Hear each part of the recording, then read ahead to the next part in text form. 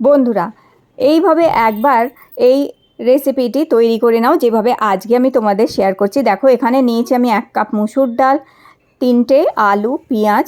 তো একবার এইটা তৈরি করে দেখো, এটা হয়ে গেলে আর কিছুই লাগে না, এটা দিয়েই কিন্তু সম্পূর্ণ ভাত খেয়ে নিতে পারবে। তো চলো আজকে আমি তোমাদের শেয়ার করছি ঝটপট একটা রেসিপি, আর তাও আবার গ্যাস না জ্বালিয়ে। যেখানে এখন গ্যাসের সমস্যা হচ্ছে কিংবা গ্যাস পাওয়া যাচ্ছে না কিংবা গ্যাস বাঁচাতে চাইছো, তো সেই ক্ষেত্রে তোমরা আজকের এই রেসিপিটা একবার ট্রাই করে দেখতে পারো যেভাবে আজকে আমি শেয়ার করছি। এখানে 1 কাপ আমি ডাল নিয়ে নিয়েছি, মুসুরির ডাল। আর এটাকে ভালো করে আগে জল দিয়ে ধুয়ে নেবে। তো ভালো করে জল দিয়ে ধুয়ে নেবার পর সামান্য 1 কাপ মতন জল দিয়ে এটাকে আমি ঢাকা দিয়ে রেখে দেবো, আর ততক্ষণ আমি বাকি প্রিপারেশানটা করে নিচ্ছি। তো এখানে আমি নিয়ে নিয়েছি 2-3টে আলু। তো তোমরা যতটুকু পরিমাণ তৈরি করতে চাও সেই অনুযায়ী তোমরা আলু নিয়ে নিতে পারো। এখানে আলুগুলো আগে ভালো করে খোসা ছাড়িয়ে নেব। আলু খোসা ছাড়িয়ে নেবার পরে এখন আলুগুলোকে আমি বড় বড় করে পিস করে নিচ্ছি এখানে। তো ঠিক যেমন আলুর দমে কিংবা মাংসর আলু দেওয়া হয় এরকম বড় বড় করেই টুকরো করে নিচ্ছি আলুগুলোকে। তো এখানে আলুগুলো কাটা হয়ে গেছে আমার, ভালো করে ধুয়ে নেবো আলুও। আর এখন আমি নিয়েছি 2টো পেঁয়াজ। 2টো পেঁয়াজও আমি এখানে ঝিরিঝিরি করে কুচি করে নিচ্ছি। তো এখানে 2টো পেঁয়াজ কুচি করে নিয়েছি, আর লাগবে আমাদের কিছু কাঁচা লঙ্কা এখানে। তো ঝালটা তোমরা তোমাদের পছন্দ অনুযায়ী কম বেশি করতে পারো। তো এখানে 3-4টে কাঁচা লঙ্কাও কুচি করে নিয়েছি, আর একটা পাকা টমেটো নিয়েছি মাঝারি সাইজের, ওটাকেও কুচি কুচি করে নিলাম এখানে আমি। আর এখন আজকের যে রান্নাটা আমি বললাম কি গ্যাসে করব না, আজকের এই রান্নাটা আমি করছি এগারো রিজেন্সি এই ইলেকট্রিক মাল্টি কেটেলটায়। এগারো রিজেন্সি মাল্টি কেটেলটার মধ্যে খুব সুন্দরভাবে অনেক ডাল, তরকারি, ভাত, ম্যাগি, পাস্তা সব কিছু কিন্তু সহজেই রান্না করা যেতে পারে। আর খুব সুন্দর রান্না হয়। এটার মধ্যে একটা স্টিমারও আছে, সেদ্ধও করতে পারবে, মোমো বানাতে পারবে, স্যুপ বানাতে পারবে, অনেক কিছু করা যায়। তো এখানে সর্ষের তেল দিলাম, তার মধ্যে একটুখানি সর্ষে আর জিরে আর শুকনো লঙ্কা ফোড়ন দেওয়ার পরে পেঁয়াজ, এখান থেকে অর্ধেকটা পেঁয়াজ আমি দিয়ে দিলাম, আর অর্ধেকটা পেঁয়াজ আমি রেখে দিয়েছি। অর্ধেকটা পেঁয়াজ দিয়ে ভালো করে এটাকে একটু আগে আমরা ভেজে নেব।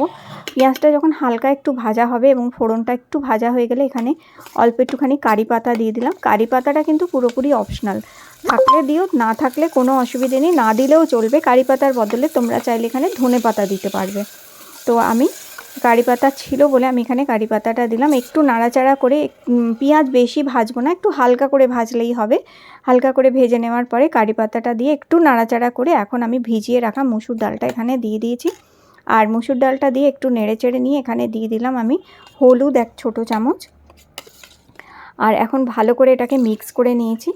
আর মিক্স করে নেওয়ার পর এর মধ্যে স্বাদ মতন নুন দিয়ে, আর এখন এখানে প্রায় 1 গ্লাস মতন আমি জল দিয়ে দিলাম।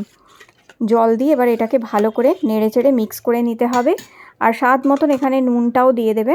দিয়ে এবার ওপরে দেখো স্টিমারটাও রেখে নিয়েছি, ওপরে স্টিমারটা রেখে এর মধ্যে আমি আলুগুলো আগে সেদ্ধ করে নেবো। তো স্টিমারটা দিয়ে এখানে আমি আলুটা আগে সেদ্ধ করে আলুটা সেদ্ধ করে নিচ্ছি ডালের সাথে। তো এদিকে নিচে ডালও তৈরি হয়ে যাবে, উপরে আলুও সেদ্ধ হয়ে যাবে। আর এটা দেখো 360 ডিগ্রি তোমরা ঘোরাতেও পারবে এইভাবে। আর যেটা হচ্ছে দেখো আলু এখানে কত সুন্দর সেদ্ধ হয়ে যাচ্ছে, আর নিচের ডালও দেখো কি সুন্দর তৈরি হয়ে যাচ্ছে, ফুটে যাচ্ছে, ডালও ফুটে অলমোস্ট রেডি হয়ে গেছে। তো ডালটা একবার তুলে দেখে নেবে, যখন দেখবে হাফ কুক হয়ে গেছে, অর্ধেক ডাল সেদ্ধ হয়ে গেছে, তখন টমেটো কুচিটা ডালের মধ্যে দিয়ে দিতে হবে আমাদের। দিয়ে ভালো করে এটাকে মিক্স করে নিতে হবে। আর এই সময় তোমরা ধনেপাতা, যদি কারি পাতা না দিতে চাও এই সময় টমেটোর সাথে ধনেপাতা কুচিটাও দিয়ে দিতে পারো। দিয়ে আরেকটুখানি সামান্য জল দিয়ে দেবে যদি আরেকটু পাতলা ডাল খেতে চাও। যদি একটু ঘন খেতে চাও তাহলে না দিলেও চলবে। তো এখন ভালো করে দিয়ে এবারে দেখো মিক্স করে নিচ্ছি। আর এই সময় একটুখানি টেস্ট করে দেখে নিতে পারো, নুনের প্রয়োজন হলে একটু নুন দিয়ে দিতে পারো।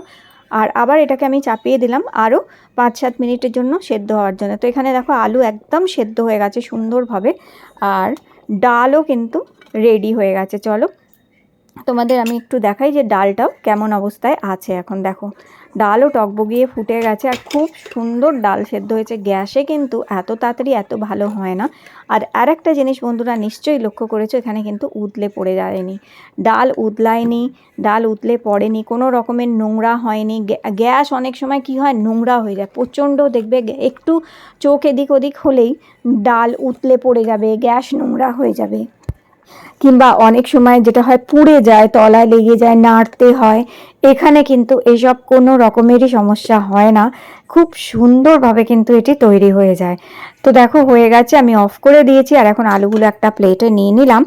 আলুগুলো প্লেটে নিয়ে এখন এটাকে হাতা দিয়ে একটুখানি, আলুগুলো যেহেতু গরম তাই আমি হাতা দিয়ে একটুখানি ম্যাশ করে নিচ্ছি।